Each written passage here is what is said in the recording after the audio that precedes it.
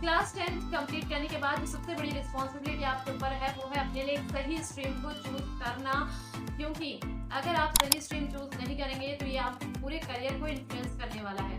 इसलिए आपको एक सही इंफॉर्मेशन होना बहुत ज़रूरी है। वैसे मेनली 3 टाइप्स की स्ट्रीम्स हैं, साइंस, ह्यूमैनिटीज और कॉमर्स, और इन्हीं तीनों में से आपको चूज करना है। सो आज की वीडियो में हम सिर्फ बात करेंगे साइंस स्ट्रीम से रिलेटेड, और उससे रिलेटेड सारी इन्फॉर्मेशन मैं आपके साथ शेयर करूंगी ताकि आपको एक फेयर आइडिया हो जाए साइंस स्ट्रीम से रिलेटेड और आप आसानी से अपने लिए एक सही डिसीजन ले सकें। So stay with me.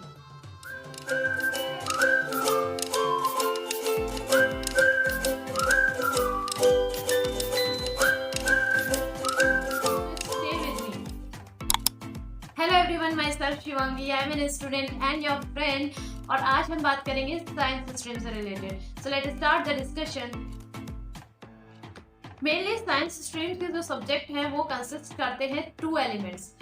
First is scientific theory and second is practical concept, यानी कि ये दोनों ही चीजें मेन इंपॉर्टेंट एलिमेंट्स हैं साइंस के, जिन्हें आपको साइंस स्ट्रीम में पढ़ना होता है। अब इसके बाद मैं आपको बता देती हूँ कि कौन कौन से सब्जेक्ट आपको चूज करने होंगे अगर आप साइंस स्ट्रीम ले रहे हैं। देखिए, साइंस स्ट्रीम को फिर से सब डिवाइड किया गया है 2 ग्रुप में। पहला है मेडिकल, सेकंड है नॉन मेडिकल। सो मेडिकल्स में आपके जो सब्जेक्ट होते हैं वो होते हैं फिजिक्स, केमिस्ट्री, बायोलॉजी, इंग्लिश और ऑप्शनल सब्जेक्ट। नॉन मेडिकल में आपके सब्जेक्ट होते हैं फिजिक्स, केमिस्ट्री, मैथ्स, इंग्लिश और ऑप्शनल सब्जेक्ट। फिजिक्स और केमिस्ट्री जो है, physics, chemistry, English compulsory subject हैं और बाकी के आपको खुद से चूज करने हैं। सो ये तो है कि कौन से सब्जेक्ट आपको चूज करने। You can see at the screen I have made a flow chart so that you can understand easily. तो अब आपके दिमाग में आ रहा होगा कि ऑप्शनल सब्जेक्ट में आपको क्या चूज करना है, ऑब्वियसली। सो उससे रिलेटेड भी मैं आपको एक फेयर आइडिया दे देती हूँ कि ऑप्शनल सब्जेक्ट में आपको कौन कौन से सब्जेक्ट चूज कर सकते हैं। देखिए, ऑप्शनल सब्जेक्ट में आप वो सब्जेक्ट चूज कर सकते हैं जिसमें आपका इंटरेस्ट हो, और उसमें भी आपको कई सारे ऑप्शन दिए गए हैं, जैसे कि computer science, physical education, economics, psychology. इस तरह के सब्जेक्ट्स आपको पढ़ाए जाते हैं और आप इनमें से जिसमें आपका इंटरेस्ट है आप उसे चूज कर सकते हैं। तो ये तो रहा साइंस स्ट्रीम में कौन से आप सब्जेक्ट को चूज कर सकते हैं। आपको थोड़ा अच्छे से समझ में आए उसके लिए मैं अपना एग्जांपल दे देती हूँ। और जो मेरे सब्जेक्ट थे वो थे physics, chemistry, maths, English, Hindi. Hindi जो है वो मेरा ऑप्शनल सब्जेक्ट है। हमें फिजिकल एजुकेशन और हिंदी में ऑप्शन दिया गया था और उसमें से हिंदी मैंने एज अ ऑप्शनल सब्जेक्ट लिया था। सो आई थिंक कि आपको अच्छे से समझ में आ गया होगा कि कौन कौन से सब्जेक्ट आप चूज कर सकते हैं। अब मैं आपको थोड़ा सा आइडिया दे देती हूँ कि फिजिक्स, केमिस्ट्री, इन सारे सब्जेक्ट्स में आपको किस तरह के टॉपिक्स पढ़ाए जाते हैं ताकि आपको इंफॉर्मेशन रहे। First is physics. फिजिक्स में आपको motion law, thermodynamics, electric field, magnetic field, electronic devices, जिसमें कि आपको सेमीकंडक्टर्स के बारे में पढ़ाया जाता है, जो कि काफ़ी इंटरेस्टिंग टॉपिक है। तो ये इस तरह के टॉपिक्स आपको फिजिक्स में पढ़ाए जाते हैं। सेकेंड है केमिस्ट्री। केमिस्ट्री में आपको मॉलिक्यूलर एंड केमिकल बॉन्डिंग्स के बारे में पढ़ाया जाता है, chemistry of surface and organic chemistry, जो कि काफ़ी इंटरेस्टिंग टॉपिक है केमिस्ट्री का आपके 12th क्लास में। And thermodynamics of the chemical reaction. तो थर्मोडायनेमिक्स, फिजिक्स और केमिस्ट्री की दोनों अलग अलग हैं, don't confuse in it. So chemistry में आपको इस तरह के टॉपिक्स पढ़ाए जाते हैं। नेक्स्ट है आपका बायोलॉजी। बायोलॉजी में आपको पढ़ाया जाता है plant and the animal structures, application of biotechnology and many other things you can study in biology. Now आपका मैथ्स में आपको coordinate geometry, trigonometry, matrices, determinant and 12th में आपको इंटीग्रेशन, डिफरेंशिएशन, जो कि काफ़ी इंटरेस्टिंग टॉपिक्स हैं, पढ़ाए जाते हैं। सो मैथ्स काफ़ी ज़्यादा इंटरेस्टिंग है 11th और 12th क्लास दोनों की। सो आप इसे प्रेफर कर सकते हैं। आप लोगों को सबको पता है कि हर टॉपिक का एडवांटेज और डिसएडवांटेज दोनों होता है, और दोनों ही आपको पता होना चाहिए ताकि आप एक अच्छा डिसीजन ले सकें। सो उसके बारे में बात कर लेते हैं कि क्या एडवांटेजेस हैं और क्या डिसएडवांटेजेस हैं। सबसे पहले बात कर लेते हैं advantage of science subject. So advantage है, first is good career option. आपको काफी सारे अच्छे करियर ऑप्शन मिल जाएंगे। अगर आप साइंस स्ट्रीम से पढ़ते हैं तो आप इंजीनियरिंग कर सकते हैं, आप मेडिकल फील्ड में जा सकते हैं, आप कई नॉन मेडिकल कोर्सेज हैं वो कर सकते हैं, साथ ही ग्रेजुएशन कर सकते हैं। तो पूरी बहुत वाइड रेंज आपको अवेलेबल है।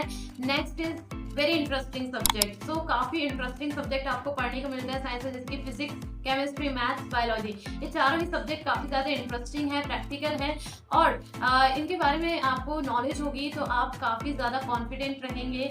सो काफी अच्छी नॉलेज आपको साइंस सब्जेक्ट्स को पढ़ने के बाद मिल जाती है। आप इसे जरूर प्रीफर कर सकते हैं। Next is that it develops a problem solving and analytical skills. तो आपकी जो प्रॉब्लम सॉल्विंग स्किल्स हैं वो इंक्रीज हो जाती हैं, बिकॉज फिजिक्स केमिस्ट्री में जो है आपको प्रैक्टिकली भी कई सारे क्वेश्चंस को सॉल्व करना होता है। आप प्रैक्टिकल जाकर करते हैं, एक्चुअल में लैब में आप फिजिक्स और केमिस्ट्री में प्रॉब्लम सॉल्विंग स्किल्स काफी अच्छे से इंप्रूव होती है, क्योंकि इसमें आप ना सिर्फ थ्योरी पढ़ते हैं बल्कि आप प्रैक्टिकली उन टॉपिक्स को वेरीफाई भी करते हैं, जो कि काफी अच्छा और we can say that plus point of the science stream. So ये तो थे एडवांटेज। अब बात कर लेते हैं डिसएडवांटेज की। सो फर्स्ट है दैट फुल इन्वॉल्वमेंट। अगर आप साइंस स्ट्रीम ले रहे हैं तो आपको अपना 100% देना ही पड़ेगा।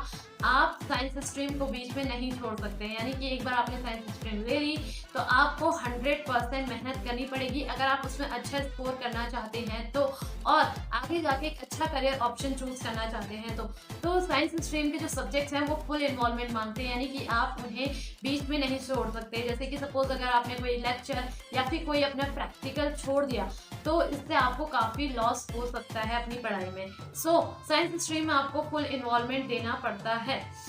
नेक्स्ट है टाइम एब्जॉर्बिंग सब्जेक्ट। तो साइंस में जो सब्जेक्ट है जैसे कि फिजिक्स, केमिस्ट्री, मैथ्स, इनको आपको काफ़ी ज़्यादा टाइम देना पड़ता है इनके कॉन्सेप्ट्स को समझने के लिए, तो ये काफ़ी ज़्यादा टाइम एब्जॉर्बिंग सब्जेक्ट्स होते हैं।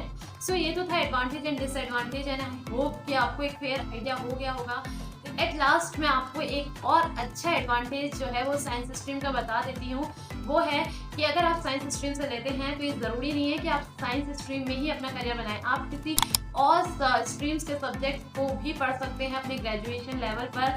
ये काफ़ी अच्छा फ़ायदा है, जबकि इन कंपैरिजन टू अगर हम ह्यूमैनिटीज़ के जो स्टूडेंट देखें तो वो आगे जाकर साइंस में ग्रेजुएशन नहीं कर सकते, क्योंकि उनके लिए थोड़ा सा डिफ़िकल्ट टास्क हो सकता है ये। लेकिन आपके लिए ये थोड़ा सा ईजी रहता है, क्योंकि आपने ह्यूमैनिटीज़ के सब्जेक्ट जो है वो 10th तक पढ़े होते हैं। सो ये काफ़ी अच्छा एडवांटेज है in comparison to other streams ना।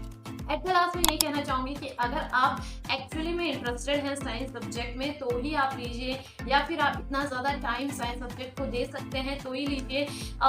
लॉट ऑफ प्रेशर तो आएगा ही पढ़ाई के साथ, और वो शायद हर स्ट्रीम में आएगा, बट ये आपको चूज़ करना है कि आपको क्या चाहिए, ठीक है। सो साइंस स्ट्रीम अच्छा है, इंटरेस्टिंग है, मैंने खुद भी पढ़ा है। Now I am doing graduation in science stream. So science stream आप ले सकते हैं और काफ़ी अच्छे करियर ऑप्शन आगे को अपने लिए चूज कर सकते हैं। So that's all in this video.